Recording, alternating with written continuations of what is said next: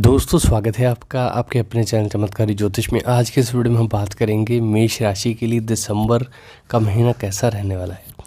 मेष राशि के जातकों के लिए दिसंबर 2022 का महीना उतार चढ़ाव से भरा रह सकता है। आपके जीवन में कुछ बड़े बदलाव इस महीने के अंतिम दिनों में आ सकते हैं, क्योंकि ग्रह एकदम से चाल बदलेंगे जिसका असर आपके जीवन पर पड़ेगा। महीने की शुरुआत में सूर्यदेव शुक्र बुध के साथ में आपके अष्टम भाव में स्थित रहेंगे, जिससे आपका स्वास्थ्य प्रभावित रहेगा। लेकिन महीने के मध्य में सूर्यदेव नवम भाव में आ जाएंगे और उनसे पूर्व ही बुध और शुक्र भी राशि परिवर्तन करके नवम भाव में प्रवेश कर जाएंगे, जिसकी वजह से इस महीने आपका नवम भाव ज़्यादा सक्रिय रहेगा। आपको भाग्य का सहारा मिलेगा और आपके कामों में आपको सफलता मिलने के योग हैं। दिसंबर का महीना आपके लिए हर लिहाज से अच्छा रहेगा, चाहे वो आपका परिवार हो, चाहे वो आपका करियर हो, चाहे आपकी हेल्थ हो और आपकी लव लाइफ हो। दशम भाव में शनि महाराज अपनी ही राशि में विराजमान रहेंगे। इसके स्वरूप कार्य क्षेत्र में आपकी स्थिति मजबूत रहेगी। आप अपने काम के लिए जाने जाएंगे, आप अपने कार्य क्षेत्र में खूब मेहनत करेंगे, इससे आपको अनुकूल फल मिलेंगे और आपका दायित्व भी बढ़ेगा। आपको ज़्यादा काम भी मिल सकता है, लेकिन इससे घबराने की आवश्यकता नहीं है। वह आपकी कार्यकुशलता को देखकर ही आपको दिया जाएगा, इसलिए उसे अपना एक पुरस्कार समझें और कार्यक्षेत्र में अच्छी स्थितियों का लाभ उठाएं। आपके संबंध आपके वरिष्ठ अधिकारियों से भी अनुकूल रहेंगे। बुध और शुक्र के नवम भाव में आ जाने से भाग्य को बल मिलेगा और उसके बाद में सूर्यदेव भी महीने के उत्तरार्ध में जब आपके नवम भाव में प्रवेश करेंगे तो उस दौरान नौकरी में परिवर्तन की स्थिति आ सकती है। यदि आप कहीं नौकरी की तलाश कर रहे थे तो इस दौरान आपको नई नौकरी मिलने की संभावना और प्रबल हो जाएगी और आप नौकरी बदल सकते हैं। यदि आप किसी सरकारी विभाग में काम करते हैं तो इस दौरान आपका ट्रांसफ़र हो सकता है। यदि आप व्यापार करते हैं तो आपके लिए महीने की शुरुआत कुछ कमज़ोर रहेगी। सप्तम भाव में केतु स्थित रहेंगे तो आपके व्यापार में कुछ उतार चढ़ाव की स्थिति बनेगी।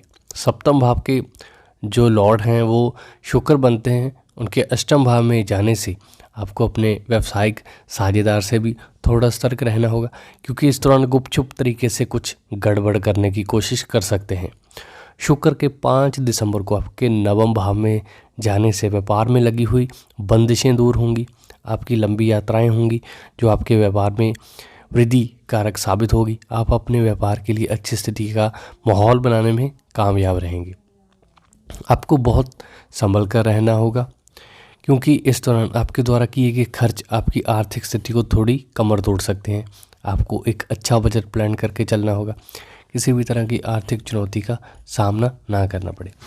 महीने का पहला सप्ताह ज़्यादा परेशानीजनक हो सकता है, इसके बाद में धीरे धीरे सुधार होना शुरू हो जाएगा।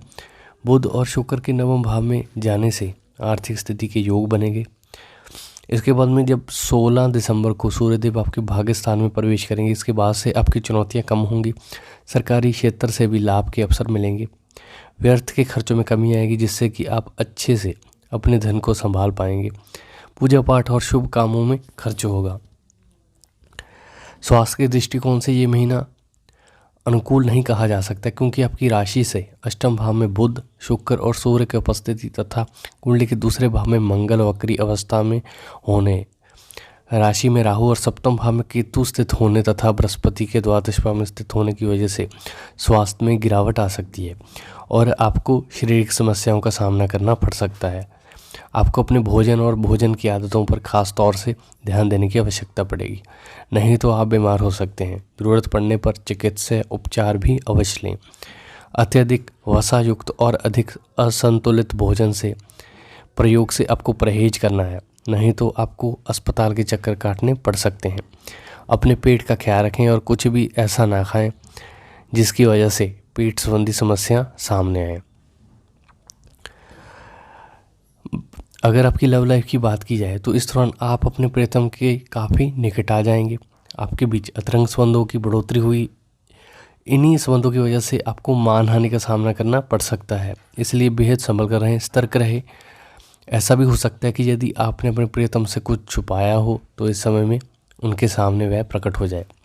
इससे आपके रिश्ते में तनाव बढ़े और आपको इन सभी बातों का ध्यान रखना होगा। पहला सप्ताह थोड़ा कमज़ोर रहेगा, इसके बाद में स्थितियाँ पूरी तरह से आपकी प्रेम संबंध को मजबूत बनाने का कार्य करेगी।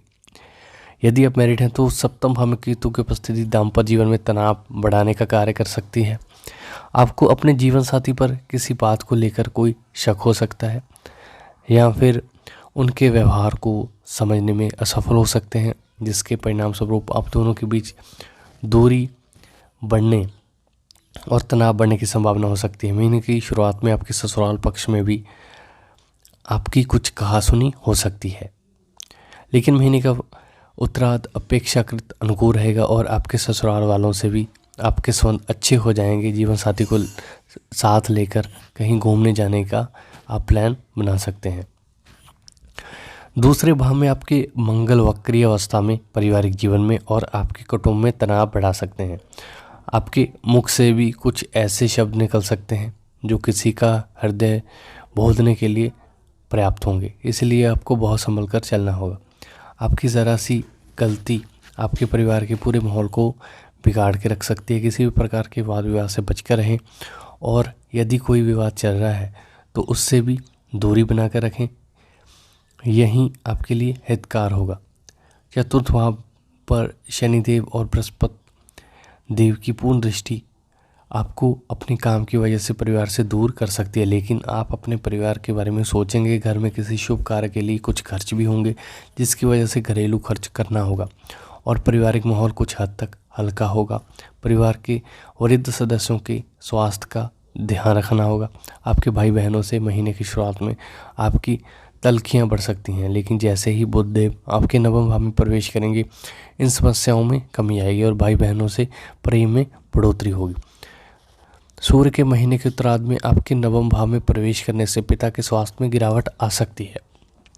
तो दोस्तों, उम्मीद करता हूँ आपको मेरा ये वीडियो पसंद आएगा।